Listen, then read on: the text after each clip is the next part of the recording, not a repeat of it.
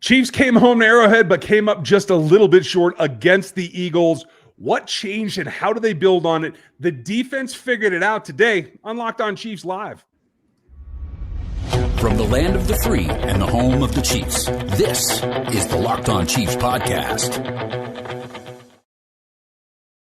Welcome in Chiefs Kingdom for your second post-game rigmarole in a row. We're going to apologize for that, but we are going to give you the truth straight up and down from the get-go with Matt Derrick at the stadium right now. Our insider joining us tonight. We have a lot to go over. Thanks for making us your first listen here on the Locked On Podcast Network. Your team every single day, including days like today. We very much appreciate you. You everydayers are the reason that we do it, and we would love for everybody to be an everydayer by getting subscribed and getting on the text line at 816-357-8781. And joining us around the commentary here on the YouTube channel. You can put your comments below. We do read them. We will see them, and we hope that that will help. We are going to help you step through this ball game. Week number 2, similar outcome, different process. They did step up. It didn't end up being enough, but was that enough to turn the season towards the positive? We're going to talk there first. Specifically, the defense was able to accomplish some very good things in my point, even though it wasn't quite perfect. There are some takeaways, and then we're going to come back and make sure that we talk about this offense, where it's going and where it must go starting now. There is a lot to it, Matt. Thank you for joining us from ChiefsDigest.com, Matt Derrick, editor-in-chief, as well as our man on the inside on the beat. You can find him at ChiefsDigest.com, Chiefs Digest here on YouTube, as well as 41 is the mic. I thought, Matt, they came out and they did the number one thing that I had been complaining about all week is they fixed their attitude. They showed some aggression. They showed some spine. They were there with some energy. I thought that was the bulk of the obstacle from last week. It looked like they corrected that out of the gate. How did you feel about them? Yeah, I mean, especially you look at coming out and starting fast, which is certainly something that this team wanted to do.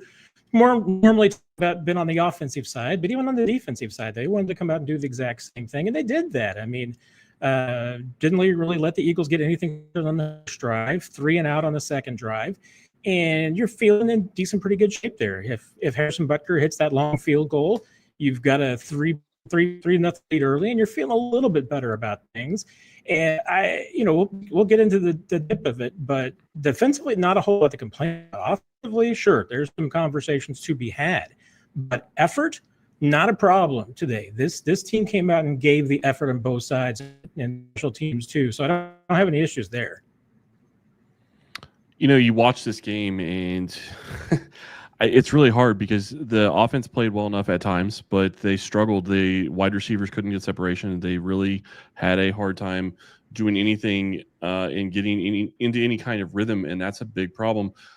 I did like what I saw from the running game at times. Obviously, there was a couple of plays where they came up short, but they stuck with the run to an extent. But the bigger problem with that is Patrick Mahomes is still your leading rusher, and it wasn't really particularly close. And don't get me wrong, I think it's good when he has the ability to show that he can use his legs and get, a couple of first downs with his legs. That's fine. But he had to go into almost God mode to just make this game even relevant, and that was the biggest problem to me. Yeah, and I was looking at this, throughout the game. The Chiefs had one pass that Mahomes had until that touchdown drive to Tyquan Thornton, one completion rather that went beyond 10 yards downfield, and then obviously had 2 on the final drive, but not being able to get not even to the deep ball, but not being able to get to the intermediate ball was the real issue. Because again, we turned in a little bit of Patrick Mahomes last year. Patrick Mahomes becomes a game manager, and it's, hey, what is it? Is it the offensive line not stepping up? Is it receivers, the tight ends not stepping up? To me, a little bit of everything, because it was a little bit of Patrick Mahomes, and nobody else was jumping along to help him out. I mean, it's Superman and the rest of the Justice League not to be found. Yeah, it was almost bizarro world, to tell you the truth. And I think the big thing that I was looking for was how they went about their business and what the plan was. And I think both head coach Andy Reid and defensive coordinator Steve Spagnuolo took the brunt of the blame on themselves after week 1. I felt that might have been a little bit misleading, but they certainly played a part. Do you feel like there was enough adjustment to put the team in position enough that it was more about execution today? Or do you still think that there is a ways to go for these two people in particular that run each side of the ball to really get into more midseason form than they are the first 2 weeks? Well, you know what? The Chiefs, I think, gave up today 216 yards. The defense gave up 216 yards to the Super Bowl champions with Jalen Hurts and A.J. Brown and Saquon Barkley. Gave up 101 receiving yards to the Super Bowl champions. The defense stepped up. I mean, there's no doubt. Nobody on the defensive side of the ball needs to be falling on their sword today. I mean, in talking to the defensive guys, honestly, they all took accountability. I mean, everybody was saying that they could have been better. I don't know how much better it could have been. I mean, they even stopped a tush push. And probably could have, and maybe did stop a couple of others, especially if penalty had been called. That's probably a separate show entirely. I was going to say. And I'll tell you what, you know, talking to one in particular, he tried his absolute best to be as diplomatic as possible, because I'm certain that there was some conversation about making sure that you don't get in trouble for criticizing the officiating. But I asked one defensive player if they saw some movement from the Eagle guard for the snaps and on some of those tush pushes, and it was just like a deep breath and smile, and then no, it's just out of your control. Moving on, you know. I mean, it's just and not wanting to talk and get accused for officiating, but the answer from the defensive side was we didn't want to be in those situations. That if you keep from getting into tush push situations, you're gonna be fine. Letting it get into third and short, fourth and shorts was what let the Eagles do what they do. And that was the only frustration on the defensive side, because otherwise they did their job. Now, Andy Reid on the podium after the game fell on his sword. He says he's got to do a better job of putting the guys in places. And where I guess I have a little bit of a criticism, because, you know, I wouldn't blame Steve Spagnuolo if he wanted to say, hey, we had some injuries today because they lose Mike Dana, they lose Christian Fulton. Guys stepped up and they moved along. The offense knew that they didn't have Jalen Royals. They knew they didn't have Xavier Worthy. They knew they didn't have Rashee Rice. So don't know what the big surprise is this week about game planning for the guys that you have, and just didn't look like that they game plan for the guys that they have. Crazy thing to me. I was just going to say, crazy thing to me when you look at the tush push, center's probably offsides to begin with, and then you start talking about the guards going early. That play is going to be impossible to stop. And the Chiefs actually got it done once, wasn't enough. But you're right. You don't want to be in that situation as a defense, and you're not going to use that as an excuse that you lost. But the reality of the situation is you have a chance to win the game, or at least put it to where you have a good chance to win the game. And one of your biggest superstars pops the ball up in the end zone and gives up basically a 14-point swing at that point. Travis Kelce looked like he was walking in for a touchdown, and it went the other direction. And I have to say this, give Josh Simmons credit. He saved a touchdown. It ended up not mattering later, but he saved a touchdown at that point. Yeah, that was ridiculous. Once again, you under the category of stepping up. Yeah, your left tackle with a repaired patella tendon running 18.38 miles an hour downfield, the tackle a guy, that's stepping up. So, and I'm talking to Josh Simmons after the game about that specific play, and Drew Tranquil walked by and on his way out the door just said, heck of a play, and gave him a fist bump and said, heck of a play again on his way out the door. So, yeah, the defense was impressed by the play of Josh Simmons on that tackle. That goes a long, long way, because y'all got to circle the wagons yet again. What can they take away from it? There is a lot, particularly on the defensive side, where they stepped up. That's next. This episode is brought to you by Prize Picks, the daily fantasy app where making the right call can actually pay off. You and I make decisions every day, but a Prize Picks, being right means cashing in. I did a little bit today. I got some things not on this particular game, but with football back, Prize Picks is the simplest and fastest way to get in the action. Just pick more or less on 2 to 6 player projections, and you can turn your takes into real prizes all in less than 60 seconds. I did take the lines on over Patrick Mahomes. They were giving it a 0.5. I did take more for Travis Kelce over 0.5. Now, Travis, despite today's effort, made some nice plays and did put up some yardage. I cashed in on both of those, and you could have too. Down Load that Prize Picks app today. Use our code LOCKEDONNFL. That's good for $50 in lineups after you play your first $5 lineup.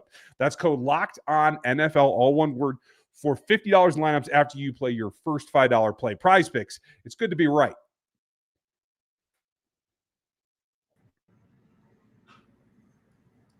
Now, that said, being right is only half the battle. You have to make sure that you can all be right in the same direction. As you said, I think the defense cannot be laid at his feet. When you hold the champ to 20 points in years past, that was a double-digit win for this team, right? At this point, I felt like, especially early, the tone was set. And I want to call out Chamari Connor because he struggled in coverage lately. They flipped it, and they had Jaden high. They had Chamari down a little bit closer to the box. He was able to screen downhill. He stuck his face mask in a bunch of runs. I thought he lifted his game. I thought Brian Cook lifted his game. And I think for a secondary that I was concerned about last week, even before this team lost Fulton today, Matt, I think that was the turning point, is the secondary allowed themselves some grace, put it back out on the field, and raise their level of play quite dramatically in game number 2. Yeah, I mean, you allow 3.9 yards per pass and 3.7 yards total per play. And, I mean, if anything, giving up 20 points is a little disappointing. But then again, they were handed some short fields.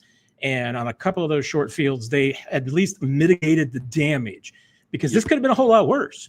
But at the same time, I mean, offensively, and this is a little bit on the defense, but I think it's one of those things you could look at the glass half full, glass half empty.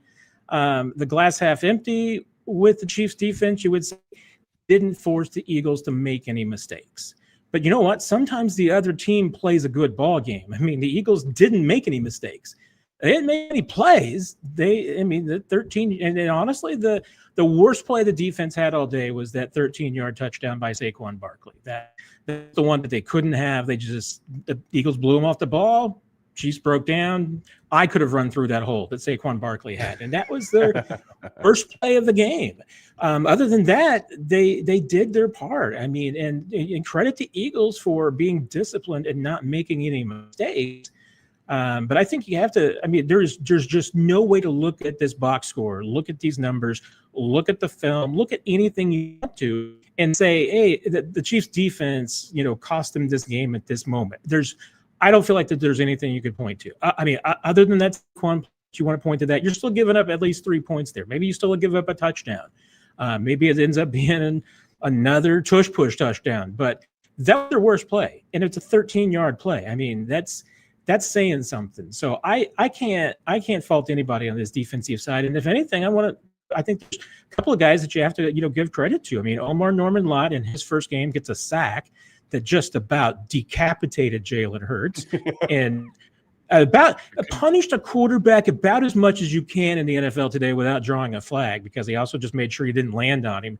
Had he hit him like that and landed on him, he probably would have gotten the flag, but he didn't, so he got away with that.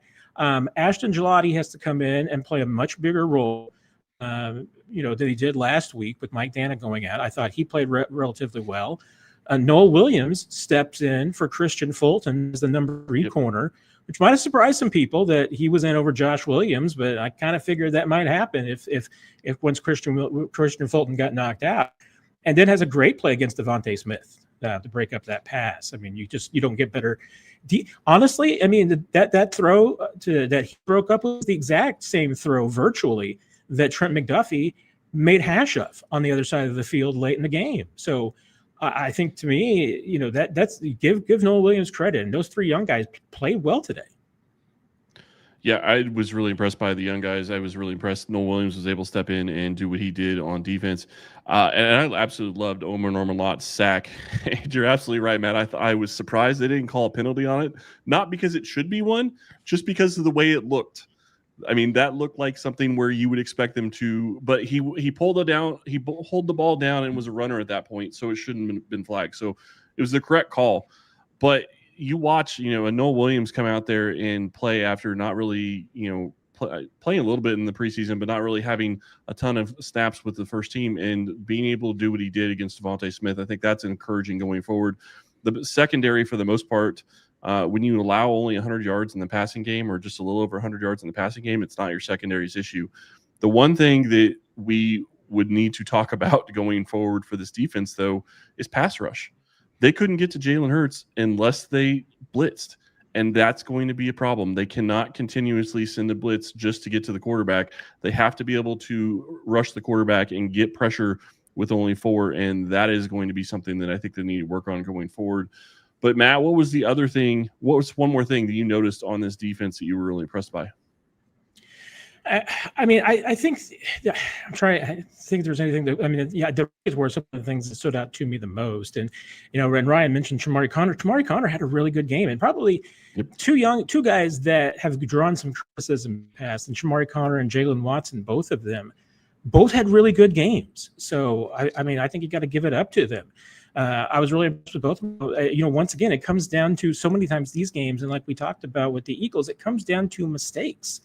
And I didn't see any mistakes from those guys tonight. And that's obviously has been one of the criticisms of Jalen Watson, is that there's some inconsistency.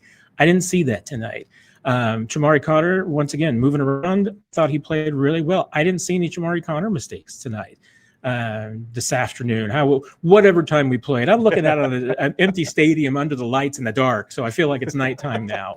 But no, there's not really anybody in the defensive. If anybody on the defensive side that I would point to and say they had a rough game, I think it would probably be Chris Jones. Chris had a couple of penalties that cost him in some places. They're not, not out of control penalties, just, silly little mistakes, lined up over, holding here and there. There's just a couple things that can't happen. And that was your defensive leader.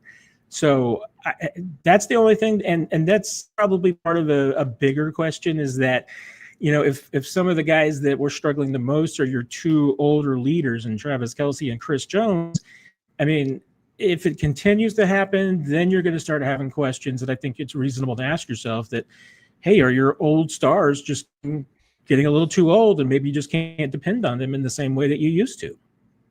Really quick, you made a point, Matt, of this defense did everything that they could, and the Eagles really didn't make a bunch of plays. They made one play that sticks out to me. That A.J. Brown catch, I have no idea how he got the ball. But that got them a first down and continued the drive. It's those types of plays that are backbreakers later on. Sorry, Ryan, I stole your thunder, but no, you're fine. And that's a great play to bring up as well. I do want to just say that kudos to Omar for getting in there, but that sack was a coverage sack.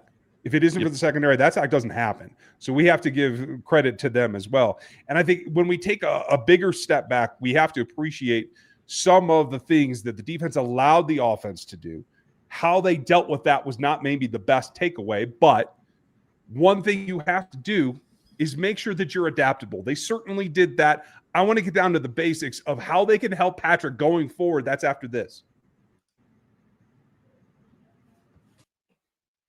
This show is sponsored by BetterHelp. We all turn to funny places for advice. Your barista, your barber, maybe even a random stranger in a bathroom. No, don't ever do that. But never anyone is the right one when it comes to real support. That's why BetterHelp is here. With over 30,000 licensed therapists and more than 10 years experience, BetterHelp finds your right match right away. Someone clinically trained, even better, and credentialed to guide you through life's challenges. Anytime that I find myself venting, whether it's a post-game stream on RGR where I do let things hang out a little bit more than we do here on our proper show, you got to have somebody really in. It's good to have those people, and BetterHelp can help you find them if you need them. As the largest online therapy provider in the world, BetterHelp can provide access to mental health professionals with a diverse variety of experience. That goes a long way. Find the one with BetterHelp. Our listeners get 10% off their first month at betterhelp.com/lockedon. That's all one word. That's betterhelp.com/lockedon. Hey, Chiefs fans, are you still paying full price for gas? Stop leaving money behind. Get real cash back every time you fill up with the free Upside app. Simply download the free Upside app from the App Store or the Google Play Store right now and start earning cash at the pump right now today. Use my limited time promo Touchdown and get up to an extra 25 cents off per gallon on your first fill up right now. You could make up to $300 a year just by buying the gas that you already have to buy. At first, I thought it was too good to be true, but it's totally legit. Real people are getting paid just to make their daily commutes, and you can too. Plus, you can get cash out anytime from your bank account, PayPal, even a gift card, or Amazon and other brands. Don't let this offer pass you by. Download the free Upside app right now using a limited time promo code TOUCHDOWN for a limited time 25 cents per gallon bonus. That's promo code TOUCHDOWN. Offers vary by user and location. Go to upside.com for terms and conditions. Man, I think it's very important to recognize when things are done well as the criticism for when they're not. Patrick, once again, tries to raise his game on his own when he felt the need. I feel it was a little premature, and I think it rattled him a bit, to be honest. And I want to start with the quarterback because we rarely start with criticizing Patrick Mahomes. But I do feel that overall the offensive line play was as good as it could be expected. Pressure coming mostly on the inside from the guard spots caught me a little off guard as well. I think through three quarters, 7 pressures out of, I think, 10 had come from the guards. But that said, I don't feel all those pockets had to be bailed from. I think Patrick got a little bit out of there early. And I do think he missed a number of throws in terms of accuracy that we're not used to. Is that, in your opinion, a byproduct of the hype or the pressure of having lost in a very frustrating game last week? Or is that a byproduct of still we're in game 2 and this line still isn't fully gelled? Yeah, and this is, to me, Ryan, a little bit of a 30,000 view because we're talking after the game and just watching it. And, you're probably going to change your opinions when you watch the all 22 and look at everything. I might change mine because, two things can still be true. That Patrick Mahomes did everything he could to put this team on his back and drag them and will them to reach. And that, too, he made some misses, that he wasn't perfect either, and that he made some mistakes. And, weird thing to me is that, obviously, historically, it's always been that if you blitz Patrick Mahomes, you're going to pay for it because he's going to find the open guys. Well, it's just not happening anymore. And it certainly didn't happen today because his numbers with a clean pocket versus blitz were dramatically different.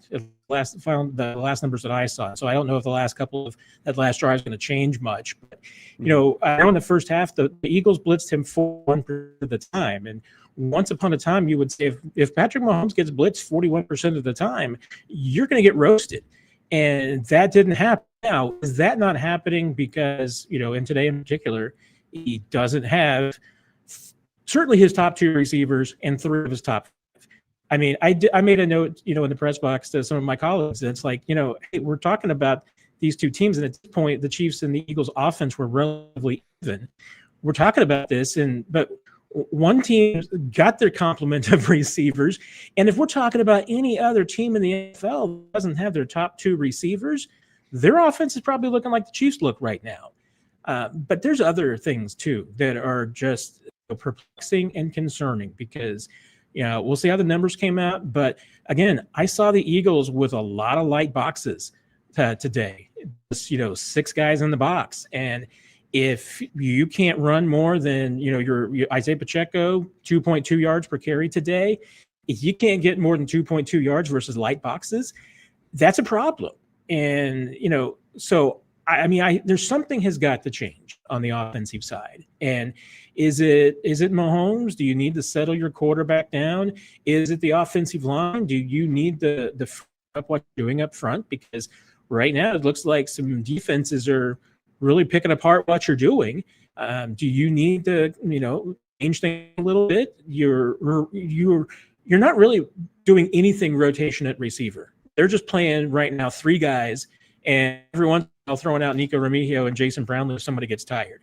And even then, those guys only had a couple of snaps. So you're really just rolling with 3 guys. There's no rotation there. And and the Nico catch there for 21 yards reminds me, it's just like these guys are on the roster. They're NFL players for a reason.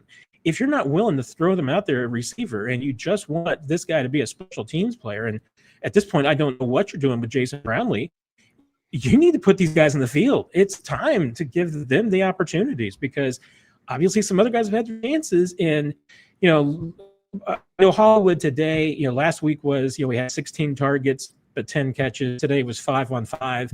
That's more, I thought in some ways today Hollywood played a better game than he did last week. Just didn't maybe have as many opportunities. But again, a quarterback is either unable and I don't want to say unwilling, because I don't think that's the case with Mahomes, but maybe it is. He's just doesn't have the trust in these guys. But if he's not able to get the ball more than 10 yards downfield, something's wrong. Something with the play calling, something's wrong with the line, something's wrong with the receivers. Maybe it's all of the above. But this team, even if you get Xavier Worthy back next week, which if you do, I think is going to be a diminished Xavier Worthy, you still have a lot of things to figure out, because this offense right now looks far from fixed, and I don't think Xavier Worthy is a magic wand. No. Watching this game, I think it was, I don't remember if it was the second or third play of the game, Mahomes tries to throw an intermediate route to Noah Gray and just overthrows him. And that was a sign of things to come, because go back and watch some of the big plays that they did have. Travis Kelce catching, it was a 4th down catch for 18 yards, but he had to pick it up almost off the ground. Like, the throw wasn't great. Mahomes missed a wide open Tyquan Thornton with nobody within 10 yards of the guy and airmailed it 5 yards over his head.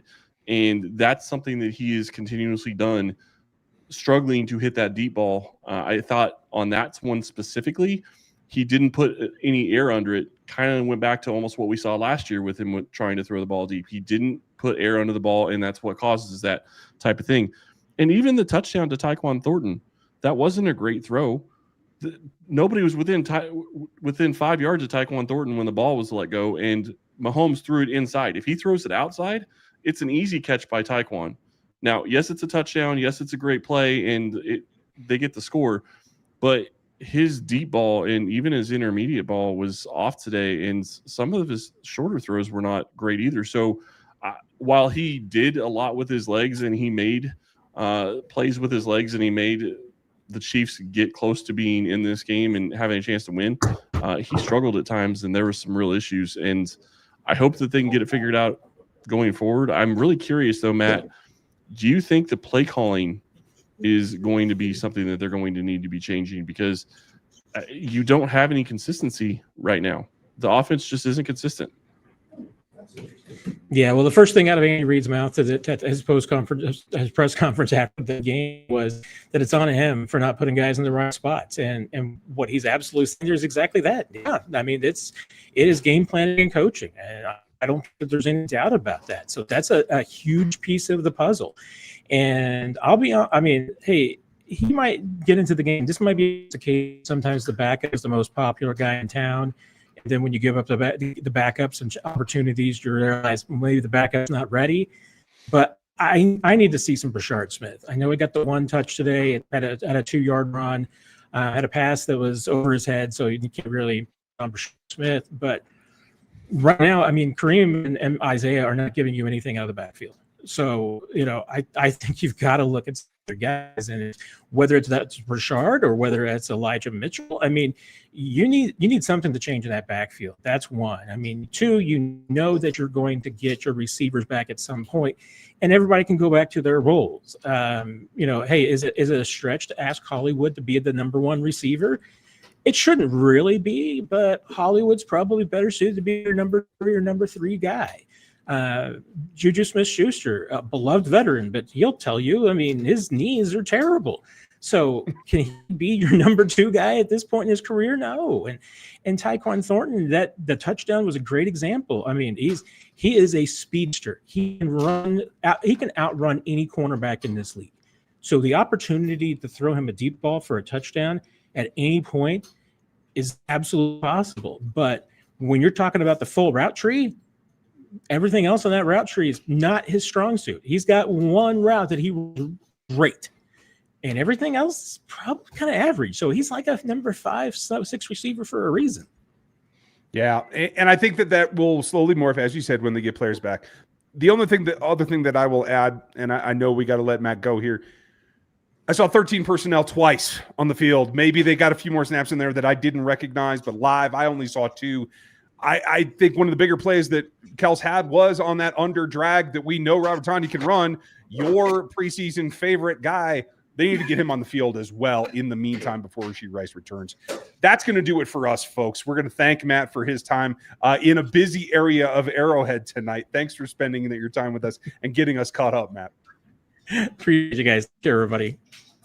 It's going to be a good week. We're going to have more for you as they break this down. They took a large step forward against the reigning champs. Next week's going to look a little bit different, and we will have you prepped for it. Please make sure that you join us as we go through the entire week. We appreciate you. Like, sub, hit that bell. Leave us your comments. It's your big takeaway here on YouTube. We appreciate you, and we'll talk to you tomorrow.